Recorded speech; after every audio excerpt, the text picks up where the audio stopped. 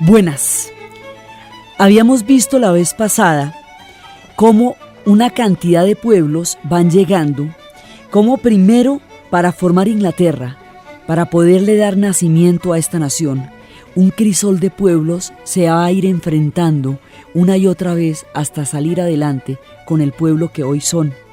Habíamos hablado cómo de tiempos muy antiguos venían los pueblos de la edad del bronce, esos primeros pobladores, y de ellos o de tiempos anteriores cuyo misterio aún no hemos develado, existe una evidencia fascinante que son las piedras de Stonehenge. Las piedras de Stonehenge es una formación circular de piedras gigantescas cuyo tamaño y dimensión nadie se imagina cómo pusieron ahí, cuyo orden parece un observatorio astronómico, parece un reloj solar, parece una comunicación con el cosmos. El misterio de por qué están ahí, quiénes las llevaron, se calcula que pueden tener alrededor de 5.000 años, entre 3.000 y 5.000 años, yacen maravillosas, misteriosas, en una comunicación permanente con el cosmos bajo los misterios más grandes, las piedras de Stonehenge. Después llegarían los celtas, después de los pueblos del bronce y ese antiguo contacto fenicio que hubo con los pueblos del bronce y donde llegaron en primera instancia los duendes, que dicen son los primeros habitantes de Inglaterra. Después llegaron los celtas y el mundo celta va a impregnar con su huella a las tierras de todo lo que va a ser Gales, Escocia. Vienen de la Europa central, han entrado por la Galia y han subido hasta llegar a ver lo que después será Bretaña. De los celtas los escotos son celtas, los bretones son celtas. Estos pueblos se asientan de una manera definitiva y habíamos visto la vez pasada cómo traían todas sus leyendas, cómo traían su mundo mágico, el mundo de Arturo, el mundo de Avalon, cómo habían traído toda la cantidad de espectros, de fantasía, de maravilla, de magia, de una civilización poderosa, y cómo los celtas que reinaron en todo lo que hoy es el Reino Unido, después se van a encontrar con la llegada de los romanos. Con la llegada de los romanos se van a asentar de una manera muy importante durante 400 años en la parte sur de la isla de Inglaterra. Entonces van a crear una muralla, la muralla que hemos hablado entre los pueblos que consideran bárbaros y los pueblos que se consideran civilizados, la de la gente bien, que varía según la condición histórica de quien tenga el poder en qué ocasión. La muralla de Adriano, de la muralla de Adriano para arriba, están en ese momento los celtas, los han arrinconado allá. Y de la muralla de abajo, de Adriano para abajo, está la influencia romana, es decir, la población celta que queda bajo la dominación romana. Los que quedan en Escocia y en Irlanda van a tener, digamos, una concentración mucho más fuerte de cultura céltica, porque no van a tener la influencia romana. Los romanos no llegarán a Irlanda con sus legiones, llegarán los sacerdotes, pero no los romanos. Y en tiempos de los romanos es cuando aparece un caballero que es importante. Este caballero es el que pone la espada de los caballeros a nombre de una causa justa. Este caballero es el caballero St. George. Él es el patrono de Inglaterra y de los oficiales del ejército. Era un oficial de la caballería romana. Era un soldado fuerte y valeroso, de una estampa noble, con un jinete blanco. Era un jinete de un caballo blanco. Cuando se convierte al cristianismo, demostró que es un cristiano verdaderamente devoto y fue el que se atrevió, es un hombre devoto y es el que se atreve a combatir un dragón que aterrorizaba a la población de Capadocia. Capadocia quedaba en el Asia Menor. El ejemplo de él fue tomado por los héroes caballerescos de la antigua Inglaterra, porque les enseñó cómo convertir sus instintos guerreros en formas pues socialmente aceptables, mejor dicho, cómo poner la espada al servicio de los más débiles. Y de ahí en adelante los caballeros se dedicaron a rescatar doncellas en apuros, a proteger a los más débiles, a matar a todo tipo de monstruos mágicos, a combatir a los dragones, a lo que se deben dedicar los caballeros, que es a enfrentar dragones, que es precisamente la naturaleza de su estirpe.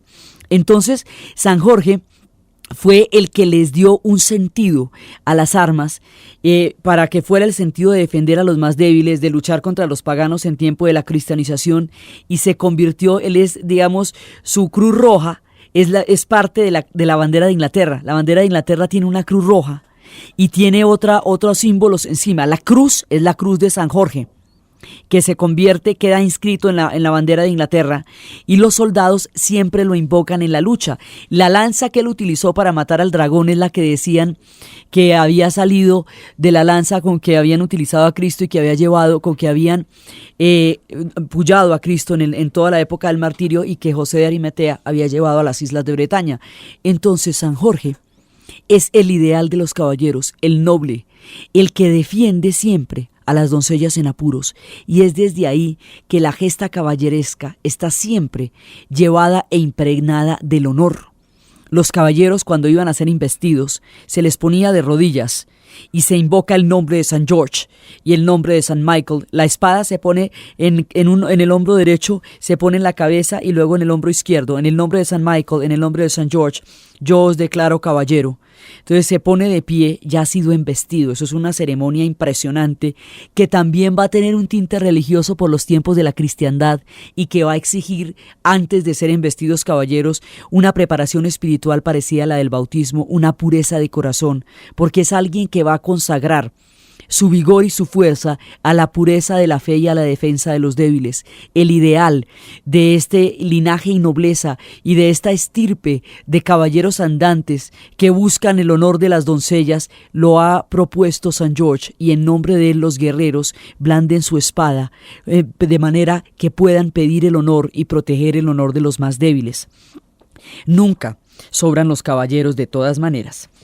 Entonces, en esas épocas van a estar los romanos durante mucho tiempo, y los romanos, cuando se van, en ese momento se produce un caos muy grande. En ese momento, cuando los romanos se van, ya el pueblo que ha quedado bajo la influencia romana queda enfrentado al pueblo que está detrás de la muralla. Ya ha habido toda una mezcla de pueblos entre los romanos y los celtas. Ya los romanos habían descubierto un invento celta que originalmente les producía mucha risa, pero que después vieron que era práctico. Los romanos llegan y ven a los celtas y ven que los celtas usan pantalones. Los romanos se mueren de la risa. ¿Qué es esa prenda tan extraña? Pero los romanos son mediterráneos. Entonces, mientras que los celtas son pueblos de tierras frías. Entonces, cuando van y ven la mano de frío que hace en Inglaterra, les parecen de lo más práctico los pantalones. Por eso uno ve todos los celtas desde Francia para arriba en Asterix, los ve siempre con pantalones. Entonces Octavio Augusto, que era un tipo muy friolento, se pone los pantalones debajo de la túnica para que no le dé oso. Los pantalones después van a ser usados en Venecia por un hombre que vivía cerca de San Pantaleón, por eso les dicen pantalones. Los pantalones largos van a ser más adelante la característica del vestir popular en Francia. Y el pantalón corto era el de los nobles. Entonces el pantalón largo se le decía, a los pantalones largos se les decía, a los cortos se les decía culotte, y a los largos se les decía sans culotte. Como la Revolución Francesa la hace el pueblo, el que tenía los pantalones largos se les decían los sans culottes. Son costumbres celtas que van quedando por el mundo europeo. Entonces, y los romanos van aprendiendo de ahí también, a pesar de que ellos eran la civilización. En toda esta época va formándose el mundo romano, y luego los romanos se van y quedan los celtas completamente inermes, porque los romanos de todas maneras garantizaban una estabilidad y un orden imperial que mantenía la seguridad. En el momento en que se van, los celtas de detrás de la muralla de Adriano atraviesan la muralla, las murallas siempre se atraviesan, y entran en guerra con los celtas que estaban en la zona romanizada, los que tienen la mayor influencia romana. Estas guerras, esta confusión, este caos va a hacer que los celtas de la parte romanizada tomen una decisión terrible, esas que se procede, una decisión muy complicada, y es que van a pedirle ayuda a los pueblos germanos del lado. Los pueblos germanos del lado son los anglos, son los jutos y son los sajones.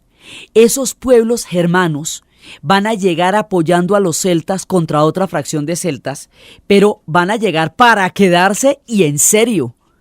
Y mejor dicho, no solamente derrotan a aquellos para quienes fueron contratados, por así decirlo, llamados, sino a aquellos que los llamaron. Mejor dicho, de una vez, ya que están allá, acaban con los celtas de arriba y con los celtas que los llamaron. Entonces, de esa manera, los celtas se repliegan, son replegados por los sajones y por los anglos, hacia lo que es Escocia, Gales e Irlanda. Inclusive son tan descarados los anglos que la palabra galés significa extranjero y los galeses son celtas y los que llegaron después fueron los anglos. Y uno dice, no, pero qué cosa, oye, si aquí los que estaban eran los celtas. Entonces los galeses son celtas, llamados así por los anglos queriéndoles decir extranjeros, cuando los extranjeros allí eran los anglos. Entonces quedan confinados en enclaves, en Escocia y en Gales. Eso va a determinar que la historia de Escocia, de Gales y de Irlanda sea particular y distinta a la de Inglaterra, a pesar de que esté completamente entrelazada a la suya.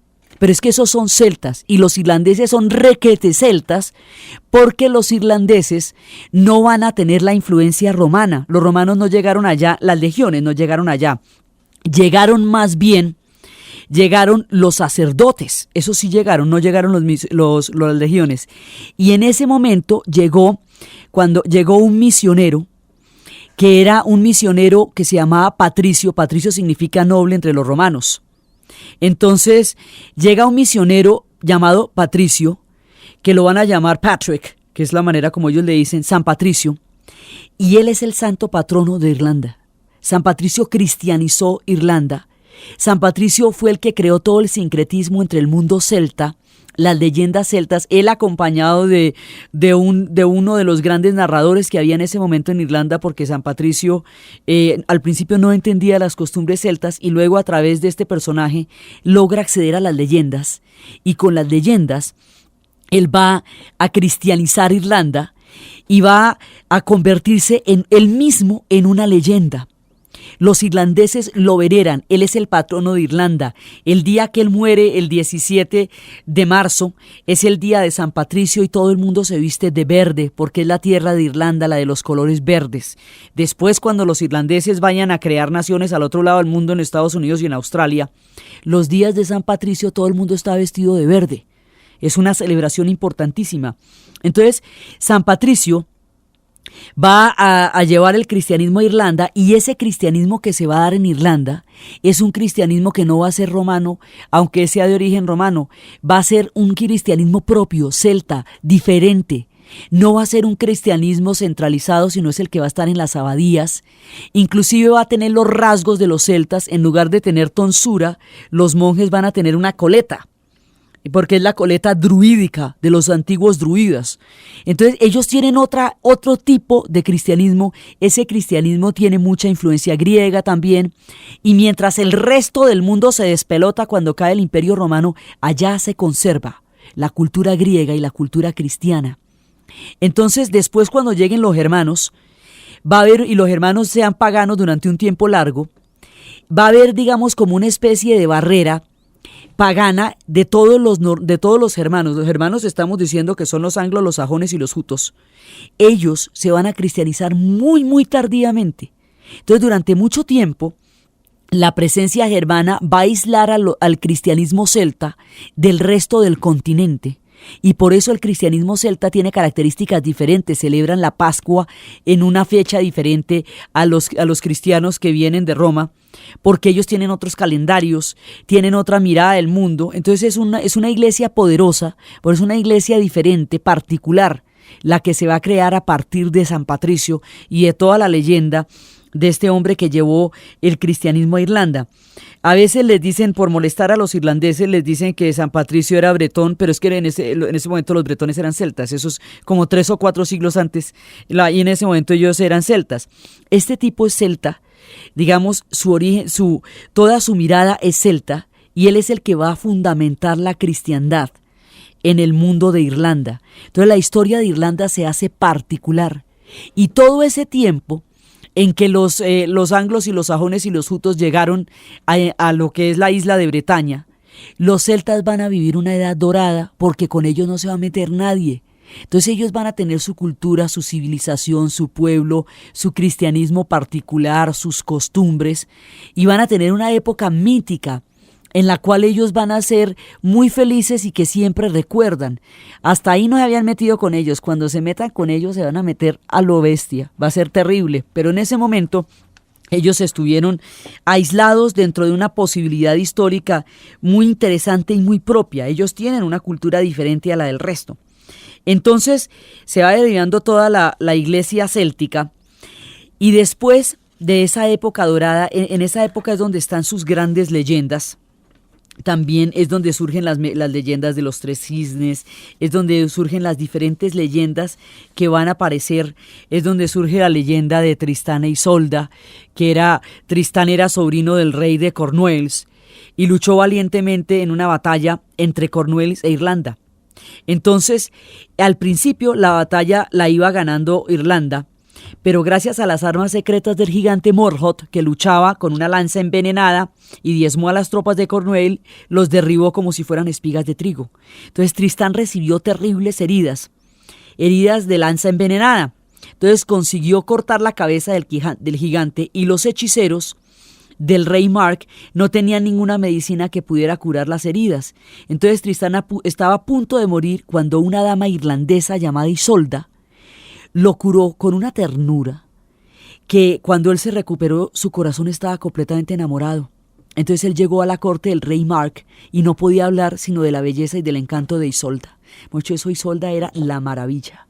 Entonces las descripciones tan supremamente vívidas de la belleza de Isolda hicieron que el rey Mark se enamorara a través del relato de ella. Entonces envió a Tristán para que le propusiera matrimonio a nombre del rey. Tristán no podía hacer eso porque el que estaba enamorado era él, ¿no? Pero su fidelidad como caballero al rey lo obligaba. Entonces él fue con el encargo del rey, y en lugar de decirle que el rey se quería casar con ella, fue y le echó los versos de amor más maravillosos. Eso, le cantó las canciones más divinas, bueno, las declaraciones de su propio amor. Cuando el rey se da cuenta que este personaje lo que está haciendo es declarándose él y no en nombre del rey, el rey mismo va por ella, va a conocer a Isolda, y cuando lo ve cantándole canciones de amor le va dando una furia. Entonces, como este era hombre de armas, entonces lo expulsa, lo saca de ahí con una furia terrible, y entonces él se va, y él siempre va a desconfiar del amor de Isolda sin que Isolda haya hecho nada distinto de adorarlo. Como suele suceder con el amor, ella nunca le da bases para creer que ella lo ha dejado de amar. Y él se va a otras tierras y se casa con otra mujer, y nunca puede olvidar a Isolda, y después en otras batallas se dedica a la guerra para tratar de olvidar a la hermosa Isolda de Irlanda, y finalmente muere, y ya muriendo todavía no puede aceptar ninguna otra ternura de ninguna otras manos que no fueran las de Isolda, pero nunca la vuelve a ver, y muere de angustia en su corazón. Esa es la leyenda de Tristán e Isolda, que está en estas épocas en que se está formando. Todo esto se va tejiendo con las leyendas. Entonces, cuando llegan los germanos van totalmente a tomarse Inglaterra, totalmente. Y durante una época, esa fue, digamos, la única de las provincias germanas del imperio que fue totalmente germanizada, totalmente. Entonces, durante un tiempo se acabó el cristianismo ahí, porque eso estaba germanizado y los germanos todavía no se han convertido al cristianismo. Se van a convertir en épocas muy tardías. Por eso las leyendas de los bosques están tan impregnadas en esos pueblos. Su conversión es tardía. Entonces allá se van a quedar para siempre, pues tanto que habíamos dicho que a esa tierra la van a nombrar la tierra de los anglos, Angleterre, por la poderosa influencia que ellos van a tener ahí. Y vamos a ver cómo habíamos visto la vez pasada, cómo en ese desorden tan grande de tierras, una parte de los británicos se van forman una Bretaña en Francia, y como ellos vienen de Inglaterra, vienen de esta otra tierra, la Bretaña grande, los bretones son celtas, la Bretaña grande se llama la Gran Bretaña, y la Bretaña pequeña la deja simplemente Bretaña. Entonces el país se llama la Gran Bretaña por esos bretones, por esos britanos, pero también se llama Inglaterra por los anglos.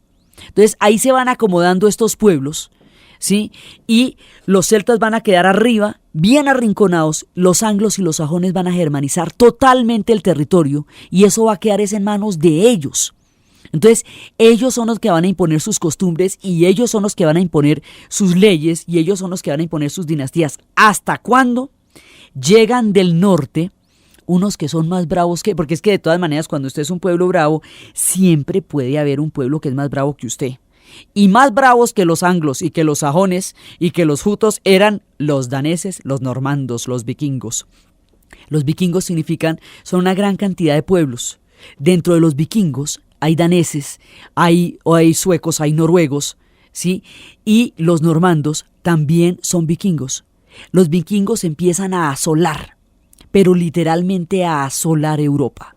Los vikingos desarrollan unos sistemas de barcos que pueden navegar en aguas muy profundas. Entonces usted con que tenga un charquito llovido le llega un vikingo. O sea, no hay donde no se puedan meter. Entonces, mientras que en esa época los ingleses no tenían, los anglos y los sajones no tenían barcos.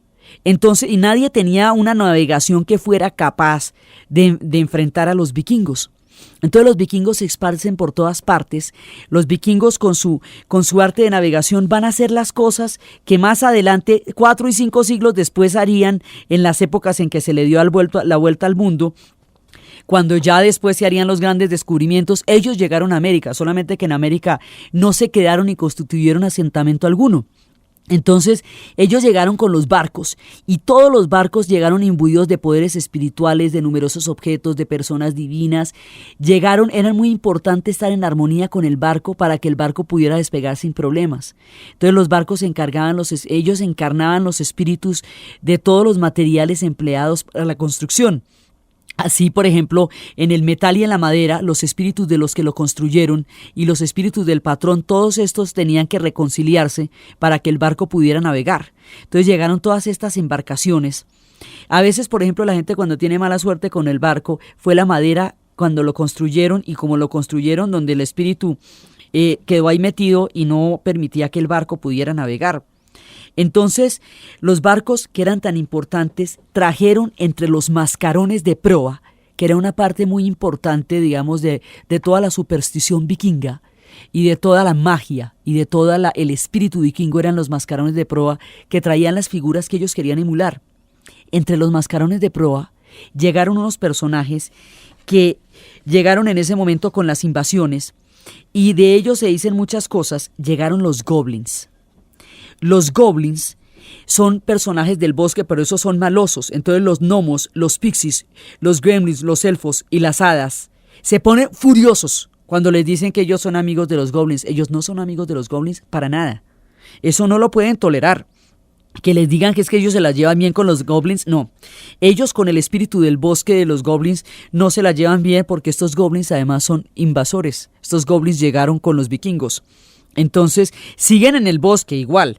Pero hay muchas diferencias y hay muchos problemas entre los goblins, los duendes, las hadas, porque todos los que estaban allá, ante las hadas que llegaron con los romanos, los duendes que llegaron con los fenicios, se lograron entender, pero con los goblins no hay manera. Los goblins además son personajes que mire cómo era que ni siquiera los aceptan las brujas. Con ellos nada, pero ellos habitan el bosque igual, entonces hacen toda clase de maldades, atormentan a los humanos, les derraman los cántaros de leche, les esconden los huevos de las gallinas, les soplan el hollín de la chimenea y les apagan las velas y bueno, les cambian las señales para que se pierdan. Entonces, cuando usted se pierde en un bosque, pues son los goblins. Finalmente nadie los recibió bien, pero ellos igual habitan el bosque, entonces las travesuras que le pasan a uno en el bosque es por cuenta de los goblins, siempre, eso sí a la fija. Entonces, llegaron los daneses. Al principio los vikingos tienen una oleada de expansión grandísima y van bordeando las costas, pero todavía no hay asentamientos.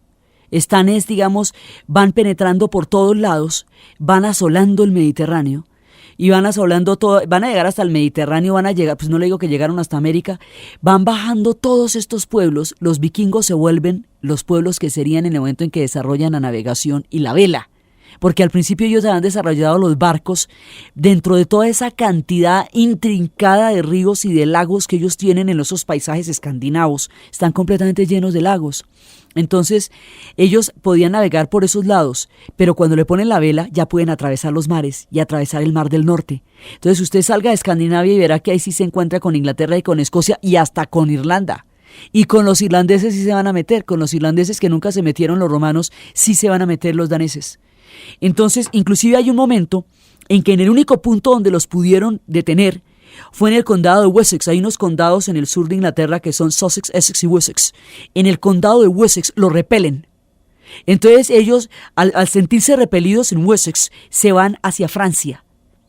Y en Francia hacen de las suyas. Eso acaban con París, se meten con Hamburgo, se meten en todas partes, se meten en la Galia, hasta España llegan a molestarles la vida en Sevilla, como sería la cosa de grave.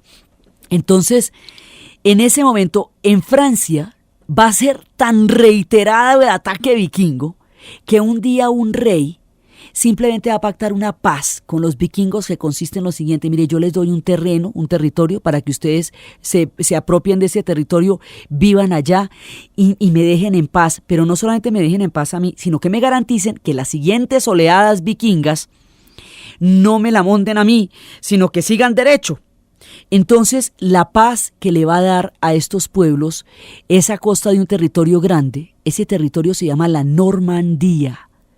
Y los vikingos que se asentan en ese territorio se llaman los normandos. Y esa va a ser, digámoslo así, su tierra madre, porque a pesar de que ellos son daneses, de que ellos son escandinavos, van a tener un asentamiento muy importante en la Normandía. Entonces, desde ahí los llamamos los normandos. Y esos son unos protagonistas importantísimos, porque ellos en últimas van a ser los que van a permitir el nacimiento de las dos naciones, de Francia y de Inglaterra. La manera como los normandos van a entrar de lleno a protagonizar la historia de Inglaterra es lo que vamos a ver después de la pausa.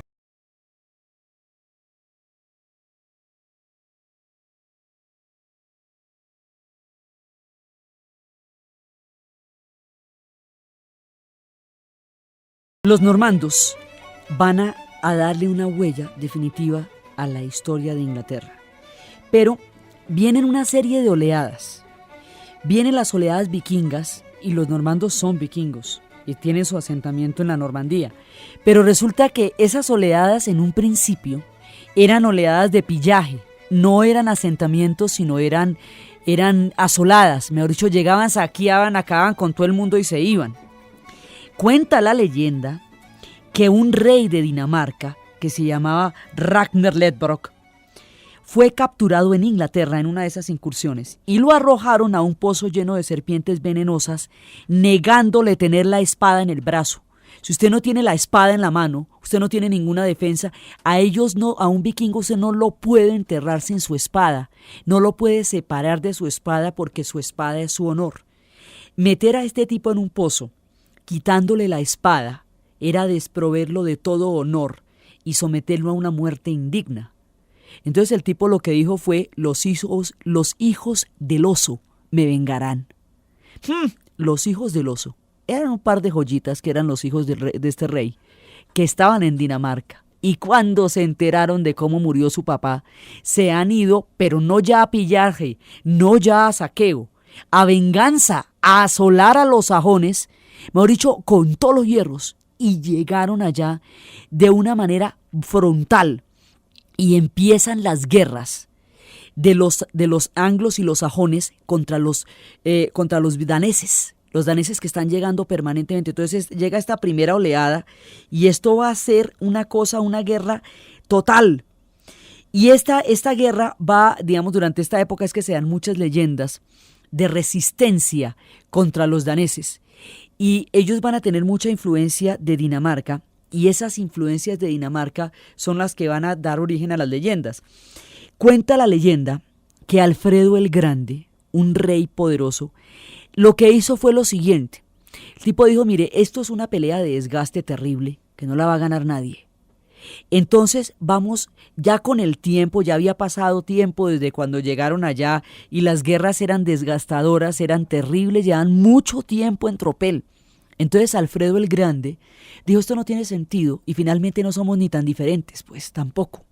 Entonces vamos a tratar de fusionar. Entonces él empezó a crear una fusión entre los anglosajones y los daneses, empezando a fusionar los pueblos, los cultos. Empezaron, digamos, ambos eran pueblos de orígenes similares. Entonces empezó a buscar todo lo que tenían en común y empezó a buscar una coexistencia con ellos. Y otra guerra que tenían permanente los anglosajones era contra los escoceses de arriba, pues, los celtas. Entonces él va a crear una política de coexistencia con los escoceses y una política de fusión con los daneses. A ver si se acaba la vaina, si se acaba la pelea, la guerra, todo esto. Entonces, a los escoceses les va a dar un territorio que estaba dividido entre escoceses y sajones. Ese territorio se los va a dar a ellos. Y la parte alta se vayan a llamar las tierras altas los Highlanders. Sí, de ahí es donde viene el clan de los MacLeod y todo esto. Y la parte baja, que son las tierras bajas. En las tierras altas y en las tierras bajas es donde viven los escoceses. De ahí es donde viven los Highlanders. Los escoceses tienen una raíz en el apellido que empieza por Mac. Los MacLeod, los MacLeod, todos esos son escoceses. Los irlandeses tienen una raíz en el apellido que empieza por O, O'Donnell, O'Connor, O'Rourke. Todos los que tienen esa O'Leary, esos son irlandeses. Y los que tienen el Mac son escoceses, los son Highlanders. Entonces empieza toda la leyenda de los hombres de las tierras altas, esos hombres de esos clanes impresionantes, porque hasta entonces la guerra con los escoceses había sido a muerte, porque eran guerras por someterlos. Entre los episodios de las guerras contra los escoceses estaba la historia de William Wallace, el del corazón valiente, Braveheart, la interpretación que va a hacer en ese momento Mel Gibson de la historia de los escoceses. Entonces ellos van a tener mucha guerra contra Inglaterra y Alfredo el Grande va a decir, bueno, mire, hagamos una cosa, coexistamos, con los escoceses van a coexistir, con los daneses se van a fusionar. Esa fusión funcionó muy bien y fue creando estos dos pueblos juntos. Ahora, de todas maneras, hay resistencias, hay rebeldías, pero básicamente esa fusión fue muy importante. Alfredo el Grande fue un hombre que permitió una nueva unificación del país y que lo sacó de todas esas guerras en las cuales se estaba desgastando. Dicen que después hubo una batalla en la cual él tuvo que irse para los pantanos y que no volvió del pantano, y todavía dicen que él todavía está en los pantanos ayudando a que ese pueblo se fusione y a que ese pueblo pueda salir adelante. Él es uno de los héroes más legendarios. Es Alfredo el Grande el que logró esto. Él es el que también logra reglamentar las tierras, dividirlas. La división de las tierras en Inglaterra es Shire. Entonces es Yorkshire, Shire es como, haga de cuenta, así como los condes son por los condados, los sheriff los son por los shires. El sheriff es el que mandaba el shire, como el conde es el que mandaba el condado. Entonces, por eso es que allá se llaman todos esos shire. Todo eso lo reglamenta Alfredo el Grande. Y el hombre después, cuando le tocó huir desde el pantano, era el que estaba iluminando la historia de su pueblo. Después de que Alfredo el Grande había logrado este nivel de fusiones, después de eso, ahí va a llegar un rey que la va a embarrar, porque el rey va a volver otra vez a producir diferencias entre los anglosajones y los daneses. Y esas diferencias, una vez va a haber una matanza terrible, una especie de noche de San Bartolomé. Va a invitar a una cena a la nobleza de los daneses y los va a matar. Entonces esa traición de matarlos, como así como fue en la noche de San Bartolomé, igual una cosa de ese estilo, una traición de ese tamaño, pues hace que los daneses de la península, los daneses de Escandinavia, se mueran de la furia e invadan nuevamente la tierra de los anglos, y la invadan con una furia igual a como la invadieron la primera vez, porque eso es por venganza, por una traición. Entonces ahí viene la segunda oleada danesa, durísima, viene con todos los hierros. Entonces vienen otra vez las guerras entre ellos dos, y va a haber un tiempo largo en que esta gente se está enfrentando a los daneses. El rey que volvió a crear el enfrentamiento con los daneses, además ahora sí la invasión era más dura todavía, porque no solamente venían los daneses en una oleada furiosa, sino que ya había muchos daneses en Inglaterra. Entonces ya es distinto porque tienen un apoyo en tierra importantísimo que no tenían en la primera invasión, donde simplemente llegaban por primera vez a la isla. Entonces tienen este apoyo importantísimo, van a llegar allá y en ese momento se va a producir otro de esos choques terribles. El rey que desune, que vuelve a fomentar la división entre los anglosajones y los daneses. También cometió otro error, es que no era, digamos, un tipo lucio para gobernar. Se va a casar con una princesa normanda. Es decir, de los vikingos que vienen de la parte de Francia, los que tenían toda la zona de la Normandía. Se casa con una princesa normanda y por esa vía le va a dar la entrada al trono a los normandos. Entonces ahí van apareciendo los normandos. En tiempos de las dinastías danesas, cuando los daneses van a gobernar durante tanto tiempo, ahí es donde tienen lugar muchas de las historias de Shakespeare. Shakespeare, para poder hablar de la política de su tiempo, que era tan candente como la política es en el presente siempre, hablaba del remoto pasado para no tener problemas. Entonces él sitúa en los tiempos de Dinamarca la historia del príncipe Hamlet. Por eso es que se decía, algo está podrido en Dinamarca. Hamlet, el príncipe de Dinamarca, el hombre que tuvo que escoger entre el perdón y la venganza. Y escoge la venganza que acaba con una dinastía entera. Él tuvo que escoger entre aceptar el matrimonio de su madre con su tío que había asesinado a su padre o vengarlos a todos. Su padre le pide venganza y él los venga a todos. Esa historia sucede en el tiempo de la presencia de los daneses en la formación de Inglaterra. La otra historia que también narra Shakespeare y que sucede en esa época es la historia del rey Lear. El rey Lear era un antiguo rey de Inglaterra y todas las historias de Shakespeare hablan de una pasión humana en particular. Hamlet estaba destrozado por la venganza. Más adelante veríamos cómo Ricardo III va a estar devorado por la ambición. El rey Lear tenía un problema muy grave, era susceptible al halago. Le fascinaba que le echaran flores. Y esa vulnerabilidad la van a conocer 2 de sus hijas. Él tenía 3 hijas. 2 de sus hijas se dedican a alabarlo. Y lo van a halagar de tal manera que él les va a dar sus tierras. Ellas se van a casar con dos condes con 2 nobles que van a ayudarlo a quitarle las tierras. Van a desproveer de tierras al rey Lear a punta de halagos. Entonces Shakespeare nos está enseñando cómo hay que tener muchísimo cuidado con los halagos, porque eso es lo que es la perdición del rey Lear, mientras que Cordelia, la hija menor, jamás lo halagó a él. Nunca, porque ella sabía que los halagos era la manera como lo estaban manipulando. Entonces él la desheredó, porque pensaba que ella, como no lo colmaba de halagos, no lo amaba.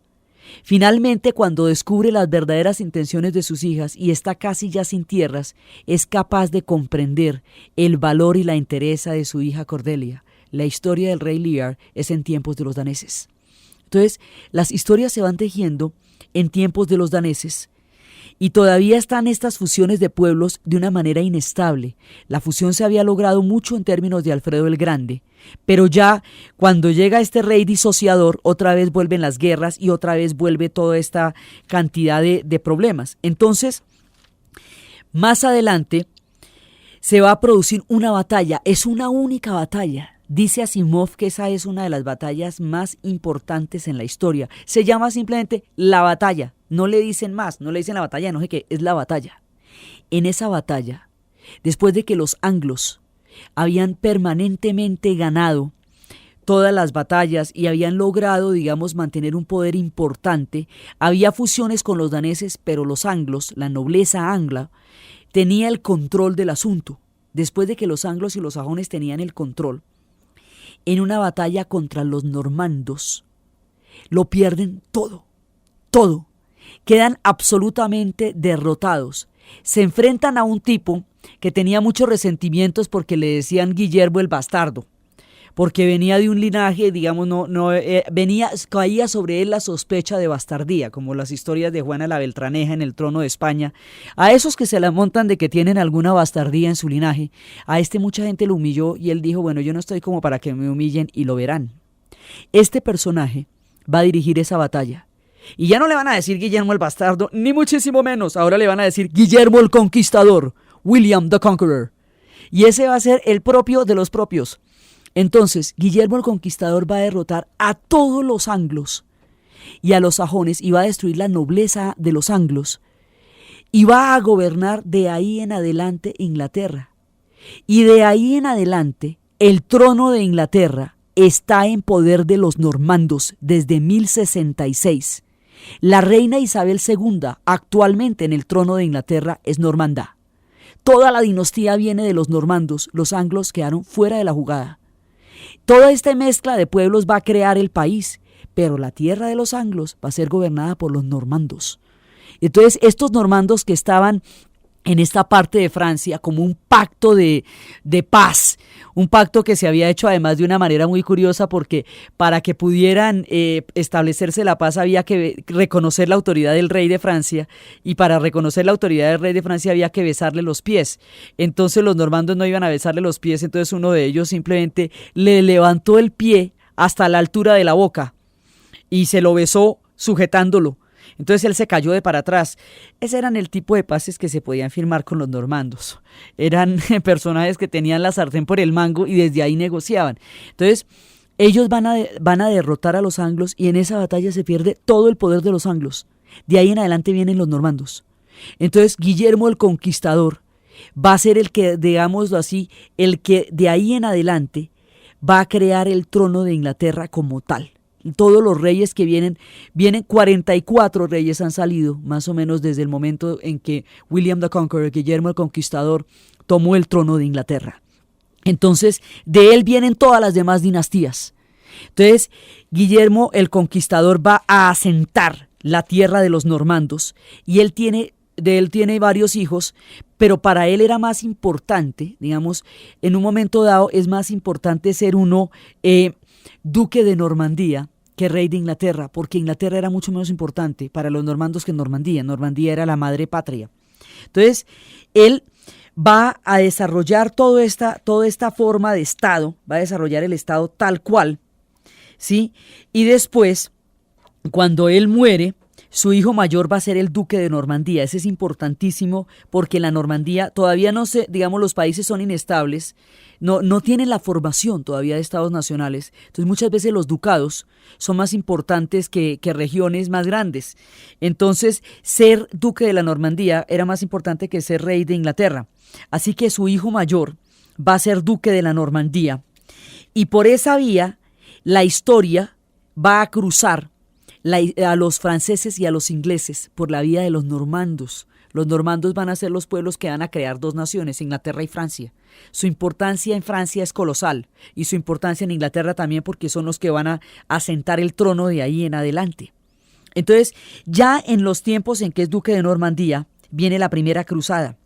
Entonces, ahí, la primera cruzada, ese rey, el duque de Normandía, ese se va, y el rey de Francia, pues estos personajes se van a encontrar con una mujer legendaria. Esa mujer legendaria se va a casar primero con el rey de Francia, pero el rey de Francia es un pintado en la pared, y ella quiere que él vaya a la cruzada, y él no va, y mejor dicho, ella finalmente termina él termina divorciándose de ella, y ella va a aceptar el trono, ella va a aceptar el matrimonio con un tipo que es un personaje, y ella es un personaje. El tipo va a ser Enrique II, sí, él es Plantagenet, ya es de los Plantagenet, y ella, Leonor de Aquitania. Y hay una película que es como para morirse, que se llama El León en Invierno, que es una historia protagonizada por Peter O'Toole y Katharine Hepburn, que uno no se la cree, es impresionante. Entonces, ella, por vengarse del rey de Francia, comete la peor de las venganzas, casarse con el rey de Inglaterra.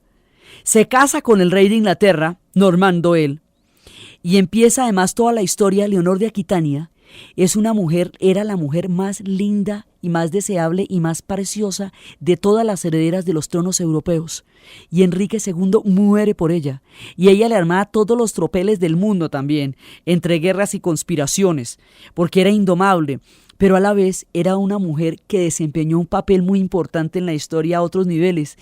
Con las cruzadas van a llegar la influencia de los sufis, y los sufis son los sabios del antiguo Irán, que creen que en el mundo como un océano de amor cósmico, y que creen en el amor como conocimiento.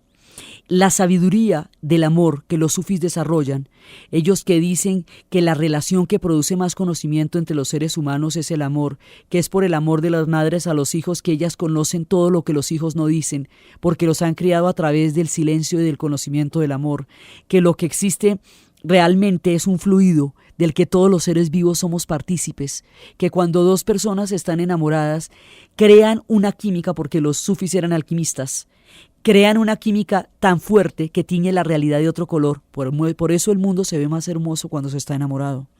Entonces, la influencia de los sufis, que son un pueblo de una inmensa sabiduría, llega a través de las cruzadas a Francia y a Inglaterra. Y en su influencia en Francia y en Inglaterra, en Francia particularmente, va a asumir la forma del amor romántico.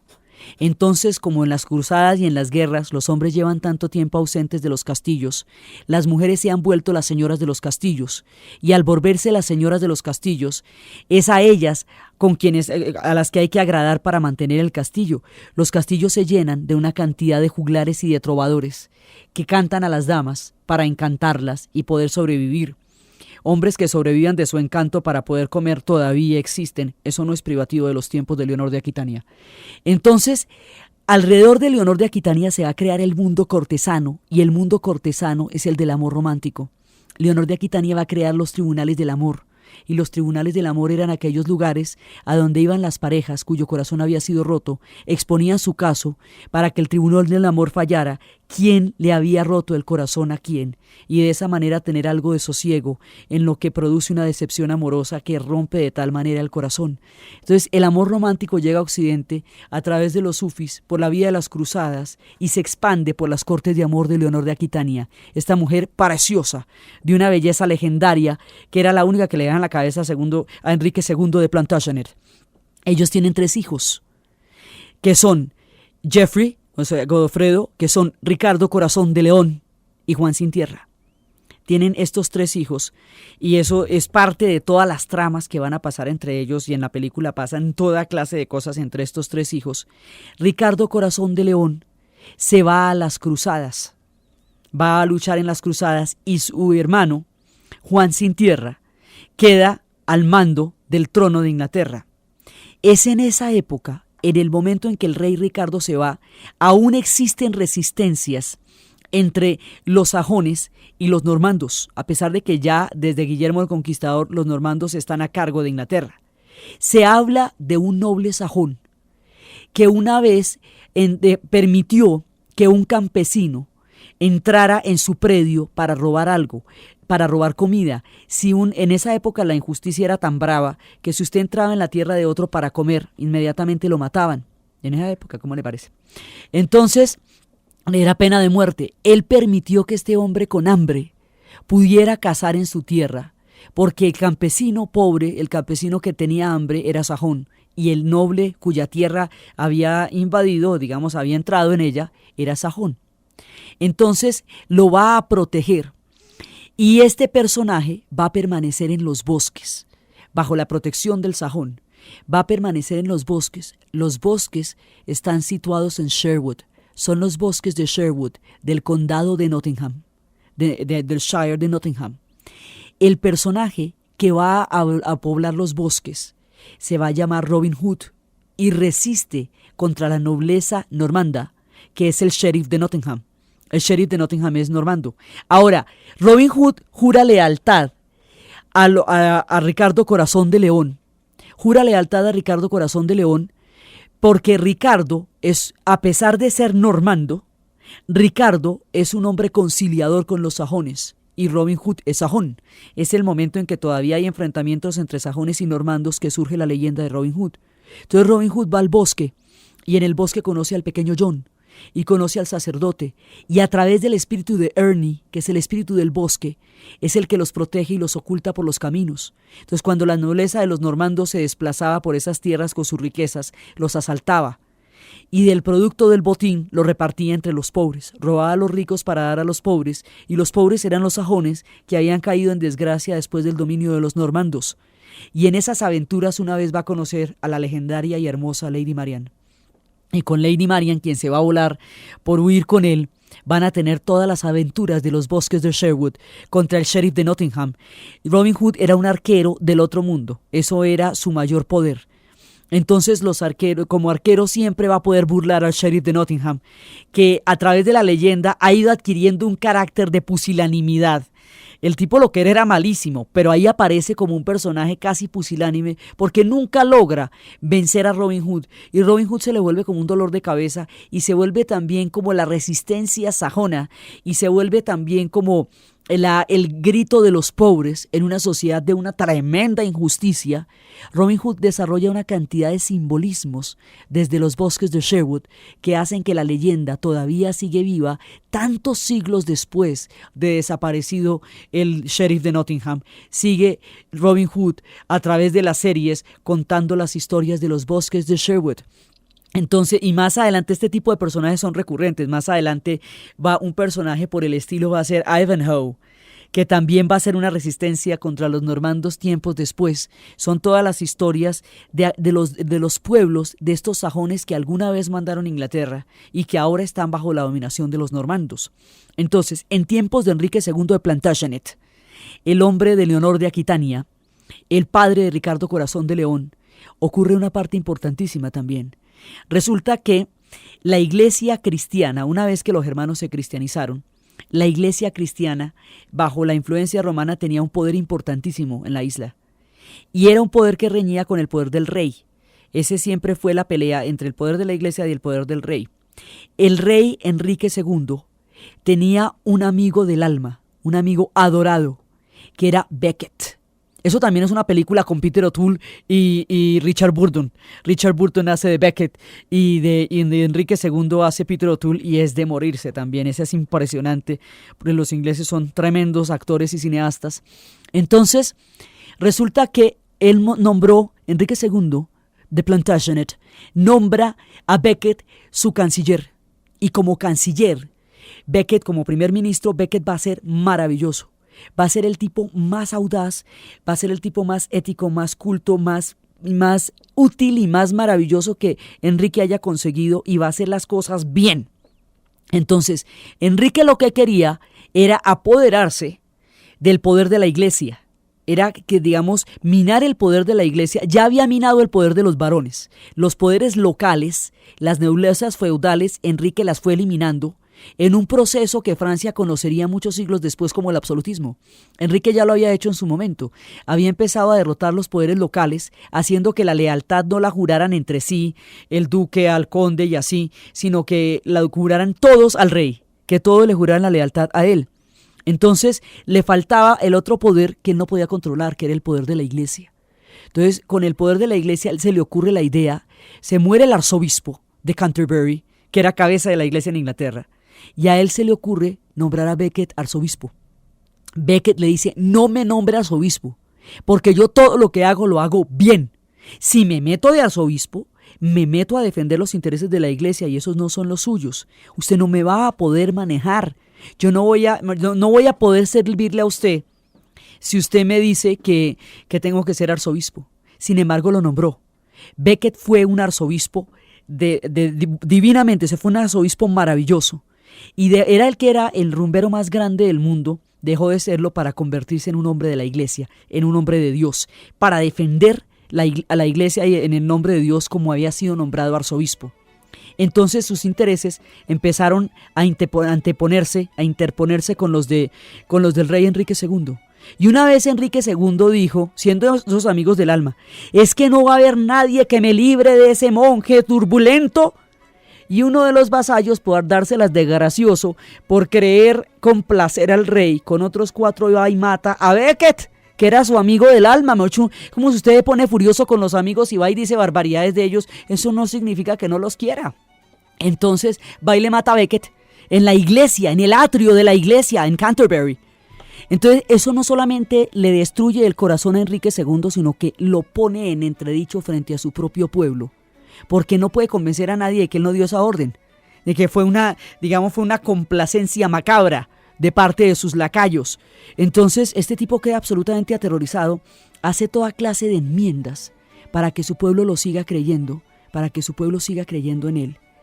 y logra mantenerse en el gobierno a pesar de esta traición y de esta cosa tan terrible, y va creando a este país que se va a llamar Inglaterra. Son los normandos los que van a tomar la herencia final entre los celtas, entre los sajones, entre los pictos, entre los romanos, entre todos los pueblos que llegaron allá. Los que van a quedar son los normandos, van a gobernar sobre los sajones y sobre los anglos, y eventualmente se van a fusionar con ellos. El crisol de todos estos pueblos va a producir una nación que se llama Inglaterra. La historia de estas dinastías, las fortalezas, una de las fortalezas normandas que hicieron para poder perpetrarse, digamos, para poder fortalecerse en medio de las batallas, se llamaría la Torre de Londres, y allí ocurrirían las cosas más terribles, las intrigas, las leyendas y el linaje de este pueblo que recién se acaba de formar, es lo que vamos a ver en el siguiente programa. Entonces, desde los tiempos de Stonehenge, y desde los tiempos de la llegada de los príncipes daneses, y desde las grandes venganzas, y desde las eras de los normandos, y desde los bosques de Sherwood, y desde las pasiones profundas de Enrique II, en el relato de Ana Uribe, y en la asistencia técnica Mario Alcalá, y para ustedes feliz domingo.